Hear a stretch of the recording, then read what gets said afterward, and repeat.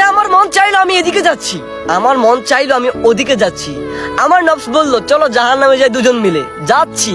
আমি খুশিতে মাথাহারা হয়ে যাচ্ছি জাহান্নামের দিকে। ভাইজান এমন কতদিন চাইবে?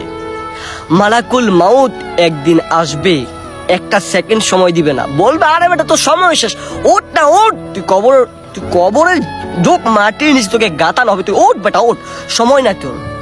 ওই দিন কি মনের কথা ওই দিন চলতে পারবেন?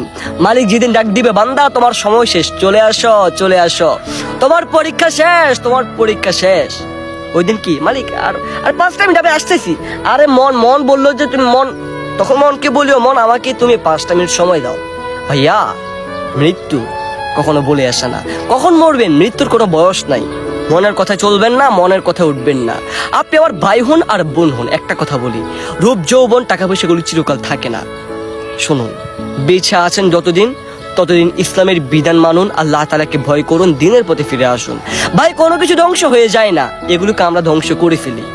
নফসের কোনো দোষ নেই, দোষ হচ্ছে আমাদের। আমরা নফসকে স্পর্ধতা এবং কি আমরা নফসকে নিজের মতো করে ছেড়ে দেই, নিজের মনকে নিজের মতো করে ছেড়ে দেই। তাই বলছি ভরসা আল্লাহ তাআলার উপর সর্বদাই রাখবেন, আর নিজে মনে মনে বলবেন যে ইনশাআল্লাহ আমি পারবো, পরিবর্তন হতে পারবো ইনশাআল্লাহ।